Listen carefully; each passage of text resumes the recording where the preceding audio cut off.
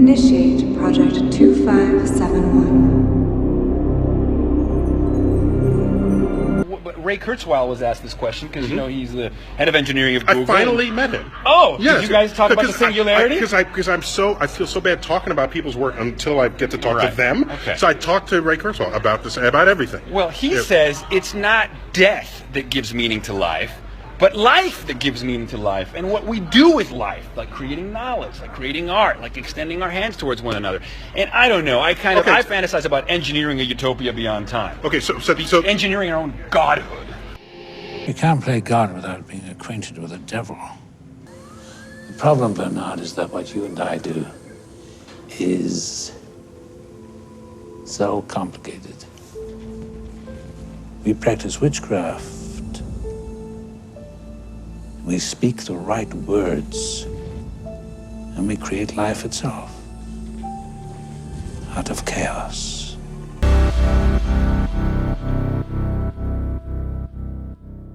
One of the great things about transhumanism is it's kind of what we call transhumanitarianism.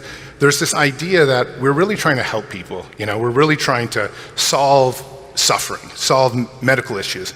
And exoskeleton technology is one of the most important. About a third of everybody on Earth has some type of mobility issue.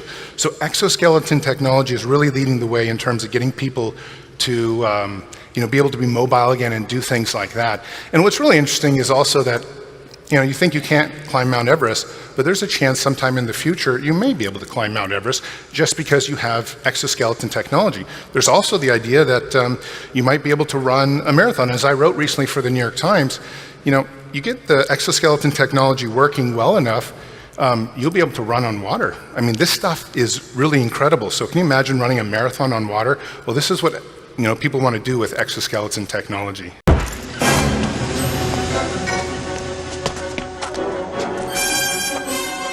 Hey, stop! Little girl, stop!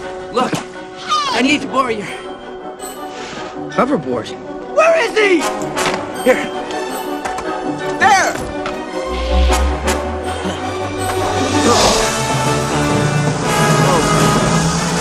He's on a hoverboard!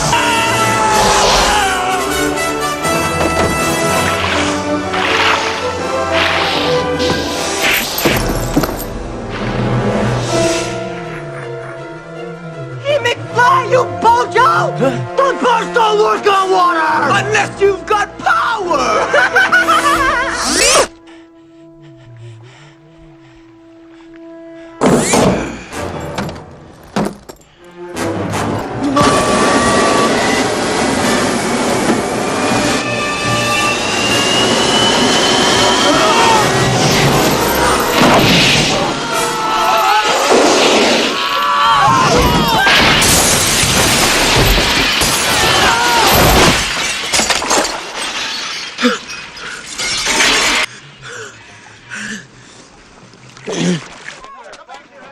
Buttheads. Now, I would say the biggest thing about transhumanism and where a lot of people go for getting into pocketbooks of investors is really when you start talking about disabilities. A huge amount of people around the world have disabilities. So we already have things like this, the Argus 2, which allows a blind person to basically see, navigate streets, go into rooms and things like that. So I think, overcoming disability is really a huge part of also what we're doing. And that goes as far as cochlear implants with deafness. We don't really have deafness anymore on Earth. People that are born that can't hear end up having a cochlear implant put in, if they're allowed. There are some cultural differences too, but deafness as a disability has been mostly wiped out due to radical technologies. Again, transhumanist technologies. And of course, one of these things is putting implants in your body, implants in your brain, implants in your arms, as I have in my hand, and doing all sorts of things. We call this biohacking, where you actually put all sorts of stuff in yourself to monitor what's going on and also to help you do things that you wouldn't be able to do, like hear or see. So the idea of brain plants is really complex. I was doing an interview earlier, and they were asking about the future of work. And where I'm from, Silicon Valley in Los Angeles, California area, there's a couple different companies now, like Neuralink with Elon Musk, that are working on basically brain implants in order to allow your brain to interface directly with machine intelligence. Now, Why is this important? Well, machine intelligence is important because, already like in Wall Street, for example, there's a bunch of mid-level traders that are being wiped off the floors. And the reason is because they can't compete with algorithms. So what a lot of kind of entrepreneurs want to do is, in order to have humans keep up with machines, they want to merge our brains with machines so that we can start thinking in real time in the internet. So the thing you have in your pocket, cell phone, smartphone, basically can be put in through your head through an implant or a headset. Already in Florida, they're doing things like racing drones around a track and stuff like that, just using brainwave technology. And already you can have conversations in your mind with people through brainwave headsets and brainwave implants and things like that. And we're going to get to a point, Elon Musk says there'll be a commercial device in 5 years. I don't know if that's the case, but definitely within 10 years, there's a good chance that there will be a commercial device on the market that will allow you to talk to your friend or give a speech in real time like I'm doing now, where people would actually hear it and listen and maybe answer back, and you would hear it in your head. So the question, are we going to get brain implants? It's almost 100% yes.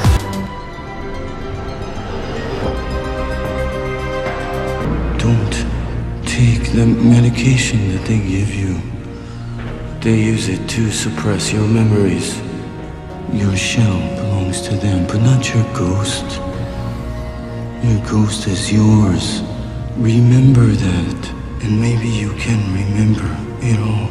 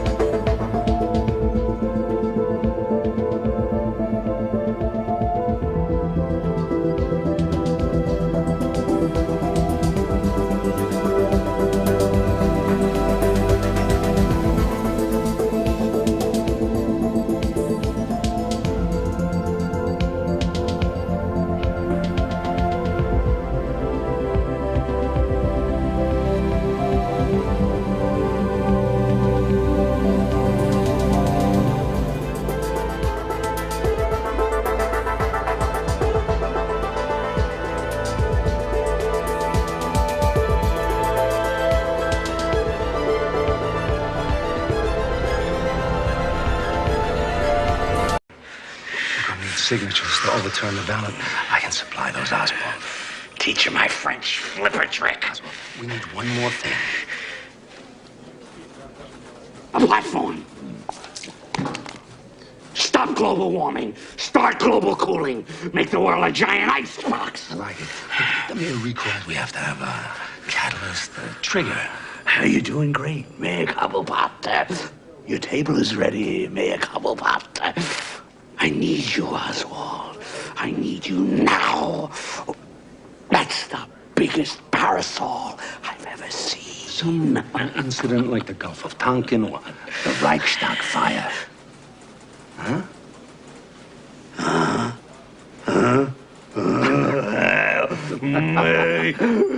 You want my old friends up there to drive the mayor into a foaming frenzy. Exactly. Sounds fun.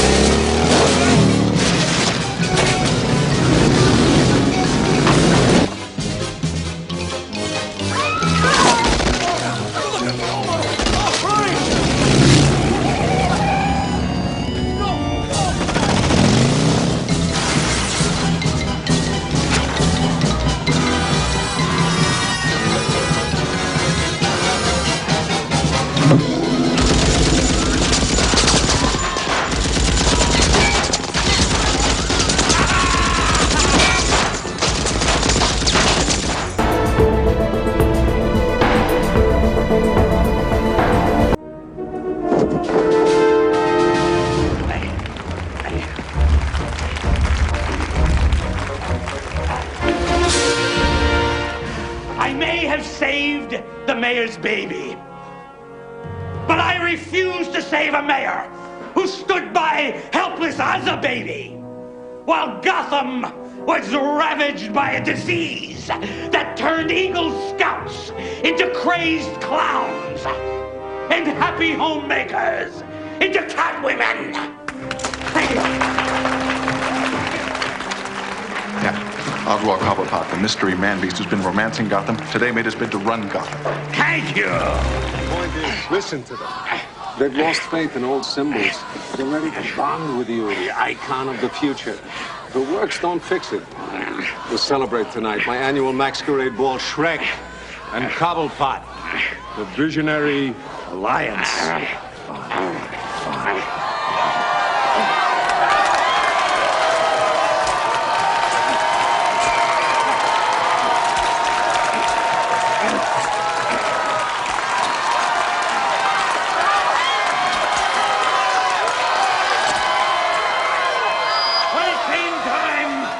Ensure the safety of our fair city? Did the mayor have a plan? No. He relied on a man, a Batman, a ticking time bomb of a costume freak. Our prime concern is this ghastly grotesque.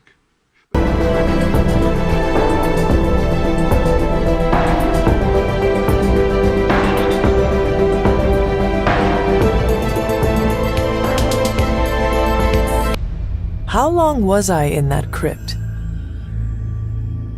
I know where the sun rises. No more than a few centuries. Centuries? And what of Lilith? Fallen by your hand. And I know where the sun sets. Until now. You were missed. Whatever caretaker put you through back in the day did a real number on you. I know where the sun rises. We got a lot of work to do. I know where the sun sets.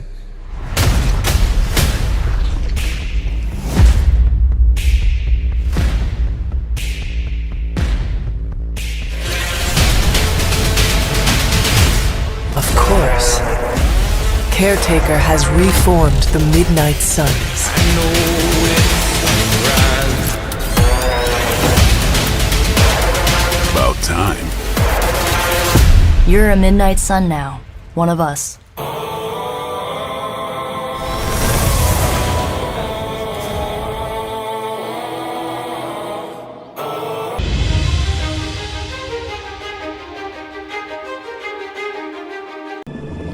Inside UN headquarters is an ominous meditation room. The custodian of the meditation room is Lucis Trust Company. At one time, the Lucis Trust was located at 666 United Nations Plaza and was formerly named Lucifer Publishing Company.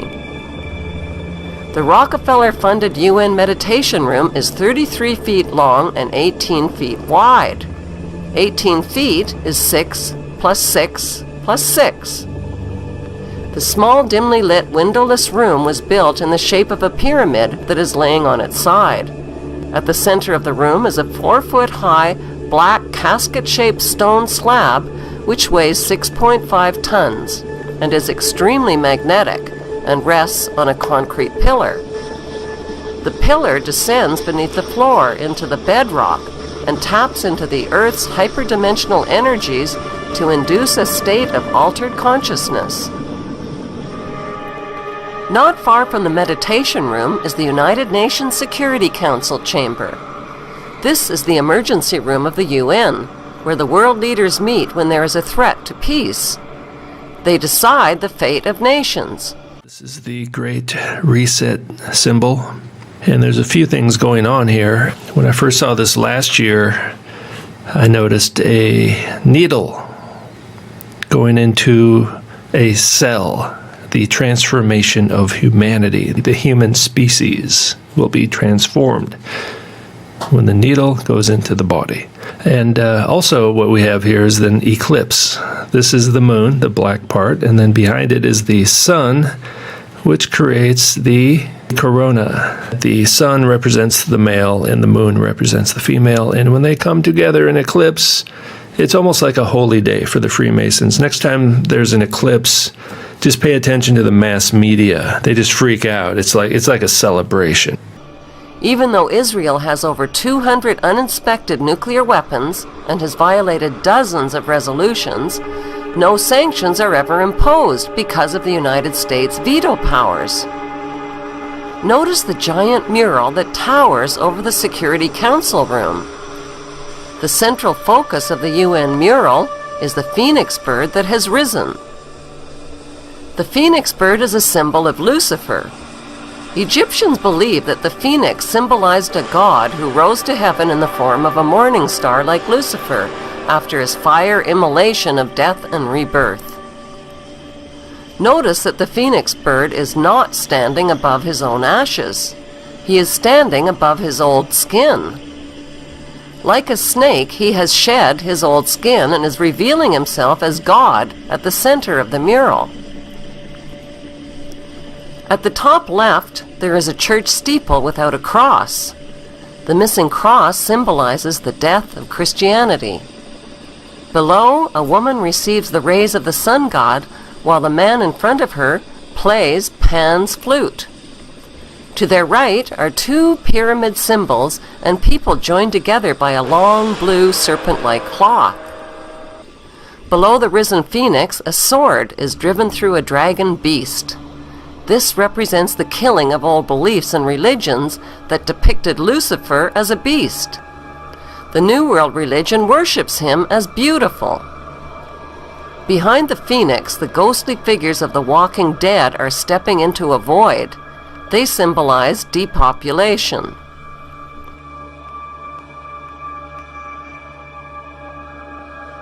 On the right panel, the pale horse from the book of Revelation is the bringer of death to humanity through weapons, hunger, and disease. The man is releasing him. The chained black man represents slavery, while the top panel of the mural shows a technologically advanced white race who control industry, art, and science. In this post-apocalyptic mural, the military man standing on the tail of the beast represents worldwide military power. He tips his helmet to the elite, who are climbing out from underground cities where they safely hid from the apocalypse. In the main oval panel above the phoenix bird, a woman is holding flowers. She is the bride in a wedding ceremony. Who are these newlyweds that are kneeling submissively beneath the serpent in the overhead tree? Could the newlyweds symbolize William and Kate?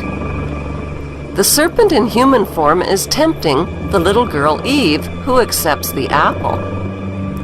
On the right side of the top panel, a reptilian green creature with scaly skin is dancing with a naked woman while musicians entertain him. The general message of the UN's Phoenix Rising mural is that humanity is stepping into a new Luciferic reality.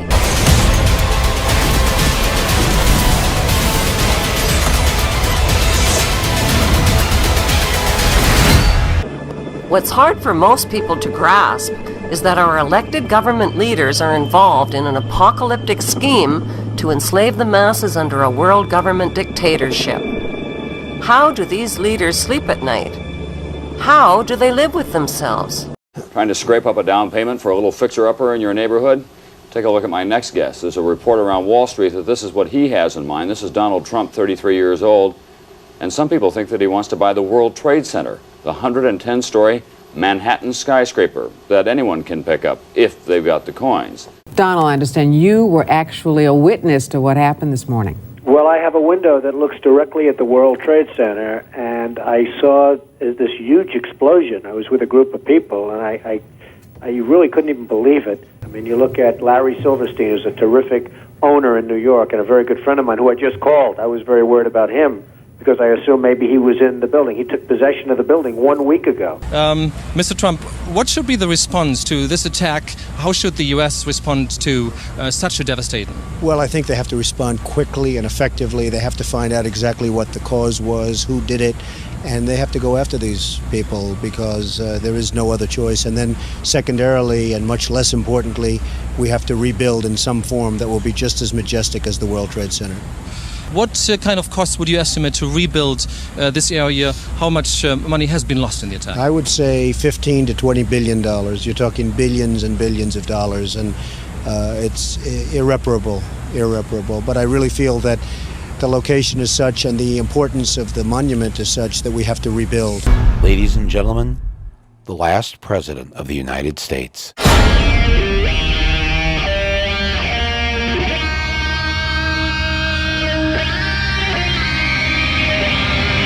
Coming to an American city near you. It was a gathering at the White House of some of the biggest business leaders in the country, and President Joe Biden welcomed them. We'll hear from the CEOs and presidents of Disney, Microsoft, Walgreens, Columbia Sportswear. Columbia Sportswear Chairman and CEO Tim Boyle had a seat at the table. I'm just thrilled with it. We spoke with him a week ago after the president announced his plan, and again today after the presidential meeting.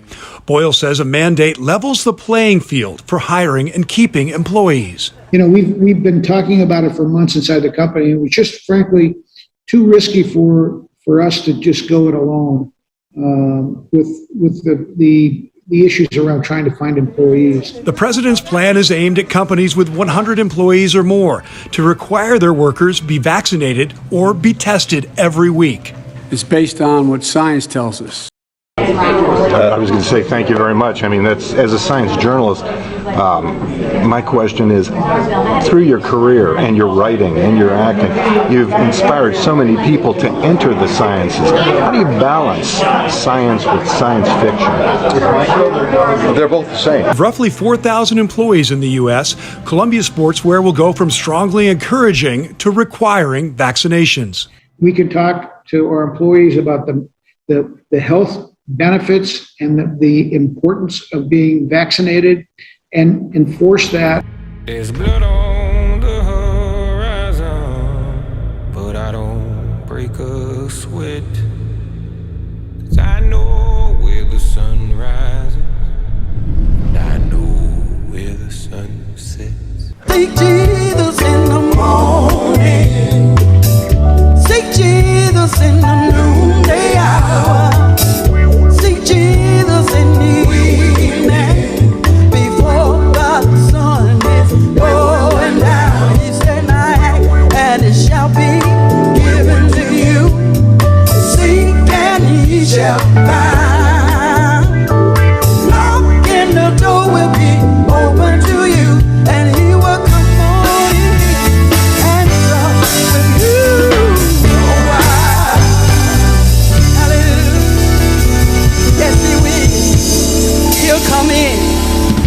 He'll come in. If you're seeking, he'll come in. If you're seeking, he'll come in. Bless your name, Jesus. Bless your name, Jesus. Thank you, Jesus. Thank you, Lord.